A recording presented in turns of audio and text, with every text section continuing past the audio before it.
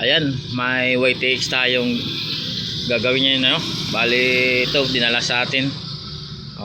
Palyado daw yung andar. Bali pinalitan na ito ng CDI. Yan. Ito na yung pinalitan nila. Ayan po yung pinalitan, yung CDI. Yan.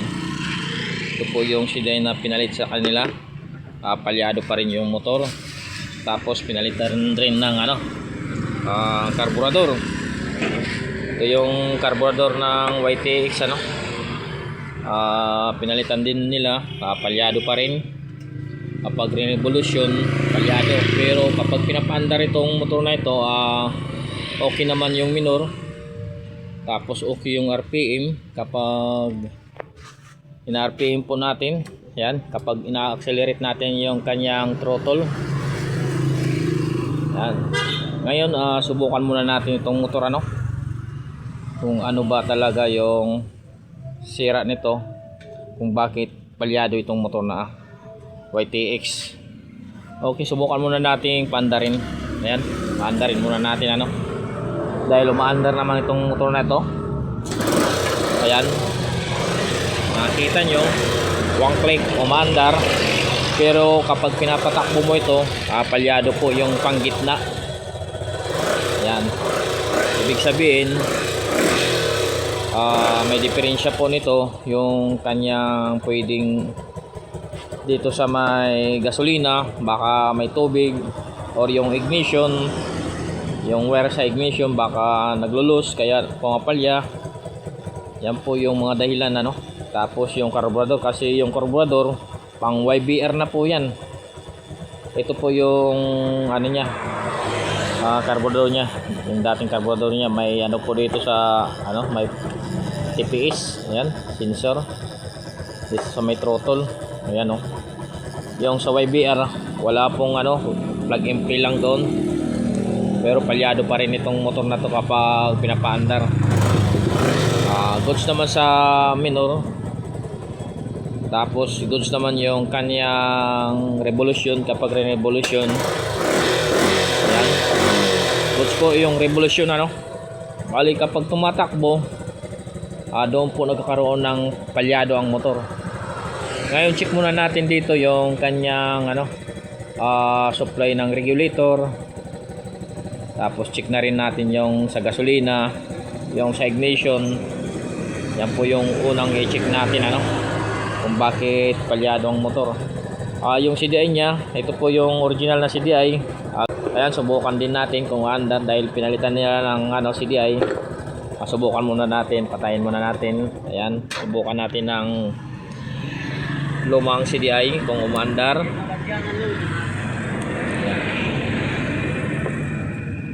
Ayan. Ito yung dating CDI niya Bali goods pa ito. Ayan.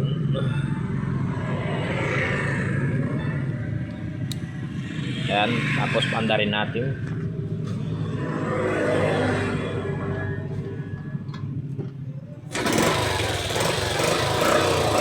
Ayan, bali goods pa yung kanyang CDI wala pang sira. Pero pinalitan nila ng ibang CDI. Ayan po, umandar po itong motor.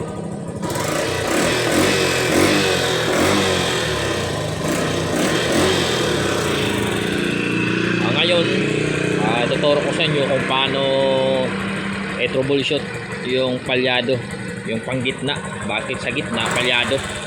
Pero kapag sa minor, okay yung minor. Tapos kapag re-revolution mo dito, goods naman ang revolution nya. Nagbibigay ng RPM, saktong RPM. Yan. Ganda po yung hatak nya, yung revolution. Unang gawin natin yung linisan, check yung wire ng ignition. Yan po yung unang gawin natin linisan natin yung carburetor. Tapos check, linisan din natin yung kanyang tangke. Yan. Dinala ito sa atin para ipakondisyon daw dahil matagal na daw itong pinapacheck na rin yung kanyang connection sa battery dahil yung connection ng battery walang supply papunta doon sa dito sa dashboard, walang neutral kapag ino-on. Ibig sabihin may putol dito sa fuse ng kanyang baterya, no? Nandito yan. Dahil yung fuse ng battery, nandito nakalagay.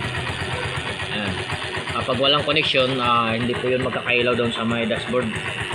Tapos check na rin natin ito kung goods pa ba yung kanyang baterya, no? Kuha lang tayo ng ating test light. Yan, may test light tayo. Okay, subukan muna natin kung may supply itong battery. Ayan, bali walang, ayan, may supply pa yung battery, oh. Goods pa yung battery. Pero kung makita nyo dito, pag ino-off ko, ayan, pag in-on ko, walang supply na lumalabas. Ibig sabihin may putol po dito sa may parts ng kanyang sa fuse, kasi ayaw mapasukan ng supply ng battery. Goods pa yung kanyang battery, ano. Unahin muna natin yung yung kanyang supply sa accessories, ano. Kung mayroon bang lumalabas dito galing dito sa may fuse ng kanyang starter relay. Ayan, sa pag-test lang nito, madali lang ito. Ilagay lang natin yung test clip natin dito sa may ground, tapos sundutin muna natin dito sa may battery kung goods ba yung kanyang baterya, no? Oops, bakit? Ayan, bali goods yung kanyang battery. Kailangan may may lalabas dito na positive. Ayan, kung makita nyo, kapag sinundot ko po itong kanyang positive supply, ayan, wala. Papuntang accessories, wala din. Ngayon check natin bakit walang supply, pero sa battery may supply, tapos hanggang papunta dito sa may relay. Ayan, ibig sabihin goods po yung kanyang connection sa papuntang relay. Ngayon check natin dito kung bakit walang supply na lumabas papuntang accessories. Check natin ito.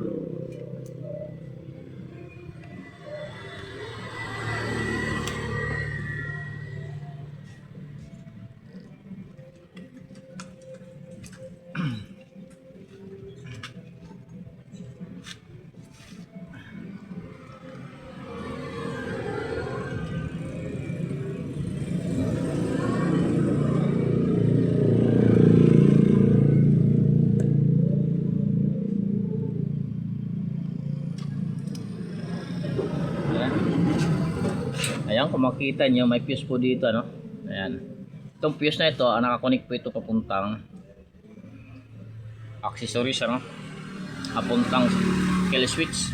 Ayan, subukan natin kung may supply ba. Okay, ayan, may supply po yung kanyang fuse, tapos papunta rito, ayan, wala. Ibig sabihin sira na po yung fuse, kaya walang supply doon sa dashboard.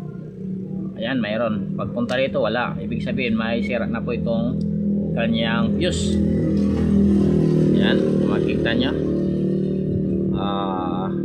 Bali, kung nakita nyo, putol na yung kanyang filament. Okay. Palitan muna natin ito. Ayan, papalitan muna natin ng 15 ampere, yung kanyang fuse. Ayan, 15 ampere. Okay, ngayon subukan natin kung may supply na sa kabilang channel.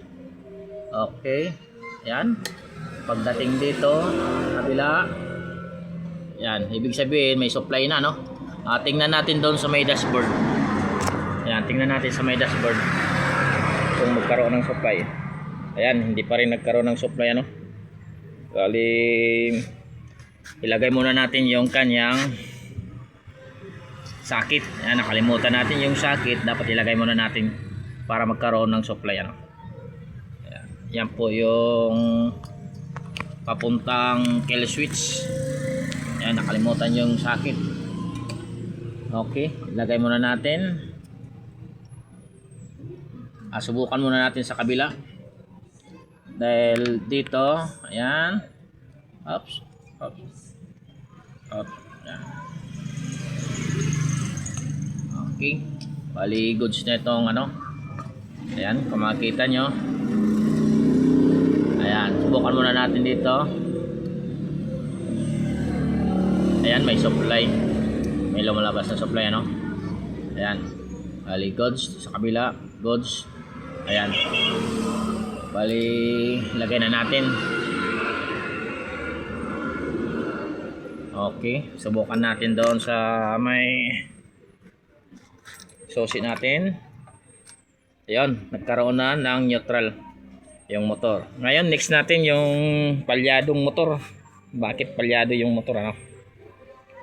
Yan po yung i-next natin. Dahil tapos na tayo dito, nalagyan na natin ng fuse, pinalitan natin ng fuse, nagkaroon na ng neutral. Okay, next natin yung charging system muna, ano? Yung charging system subukan natin bago natin linisan. Charging system muna. Okay, lagay muna natin dito. Yung charging system po ay dapat may 13 volts o to 14 volts. Yan. Gamit lamang yung digital tester, ano? Tapos panda rin natin yung motor.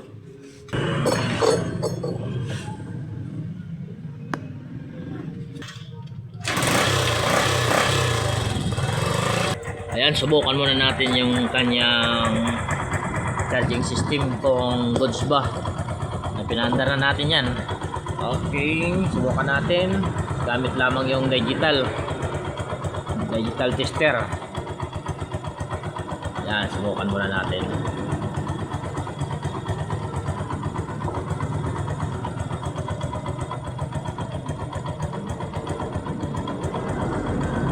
Okay. Ayan. Dahil umandar yung motor, ano? Umandar na yung motor, subukan natin yung kanyang voltage. Kung may lumalabas ba na 13 volts. Kapag 13 volts, ibig sabihin nagcha-charge po yung kanyang regulator, ano? Ayan. Try natin. Ayan, 12 volts to 41. Ngayon, subukan nating ayan. Subukan nating i-revolution, ano, kung tataas ba yung kanyang charging system.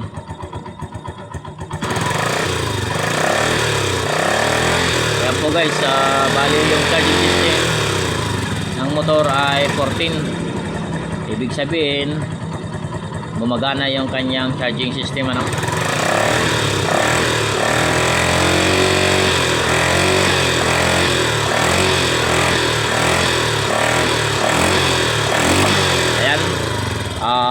Maganda po yung kanyang charging system, ano. Bali nagcha-charge po yung motor, walang problema. Yan, 13.11 ganyan. Yan po yung pag-troubleshoot, ano, para malaman natin na nagcha-charge yung kanyang regulator or rectifier, tinatawag na rectifier. Yan po yung pag-troubleshoot. Ngayon, next na natin, gawin na natin ito kung bakit palyado yung motor. Guys, tapos na natin nalinisan, ano, yung carburetor niya. Bago pa yung carburetor, pang YBR ito na linagay nila. Ngayon, binilad ko muna yung, ano, tangke, tapos linisan natin yan, sprayan para mawala yung mga kalawang na maliliit. Sprayan natin tapos linisan. Ayan po yung laman ng, ano, ng gasolina. Yan, tubig at kalawang. Galing sa may tangke, ano, kaya yung motor ay palyado na umalya. Yan, tapos ibalik natin ito mamaya pag natapos na nating malinis lahat. Yan.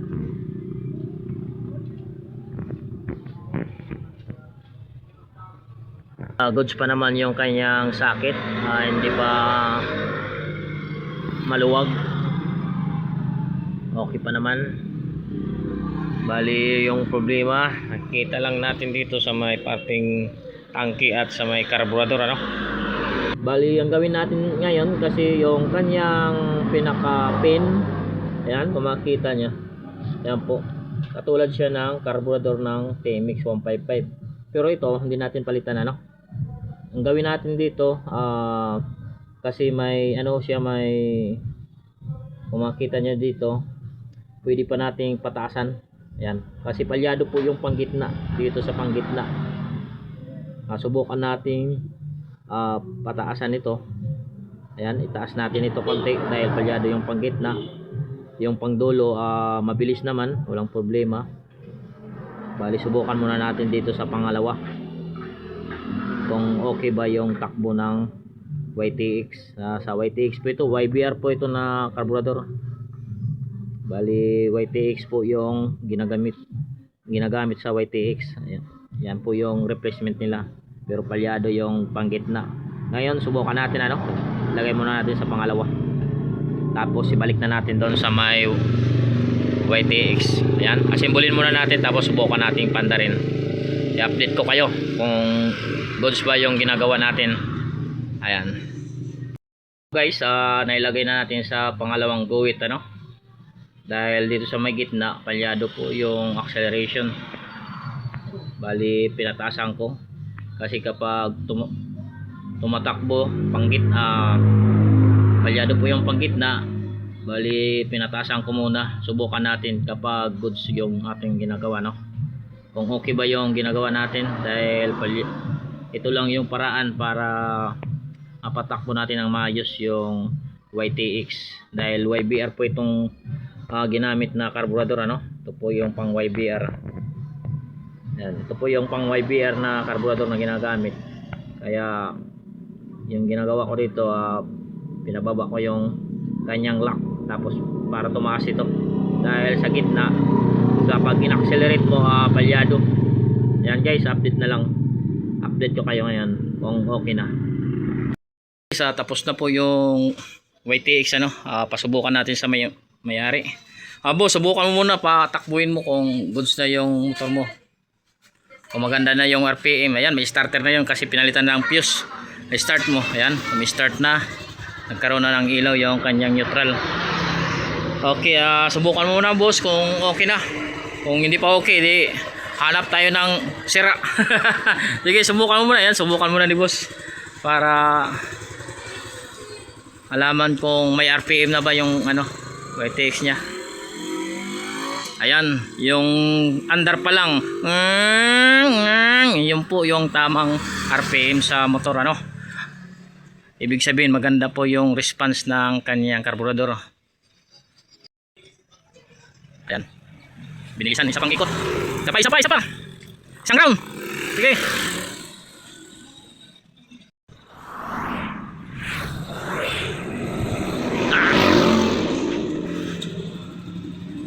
Okay. Ano yung RPM? May response na? Okay na. Ha? Okay na? Okay na yung response ng RPM? Okay na sir. Ayan, okay na daw. Sabi ni boss, boss, okay. Okay na daw. Ayan. Bali may response na yung kanyang YTX. Yung diferensya sa YTX ay yung kanyang karayom. Bali wag nyo pong ilagay sa pang tatlo. Ayan, isa, dalawa, tatlo. Wag nyo dito ilagay. Dito nyo ilagay sa pangalawa pag YBR na karburador. YBR ba ito? Na karburador? Yan, YBR daw na karburador ang ginamit ni sir. Bali, yan po yung YBR.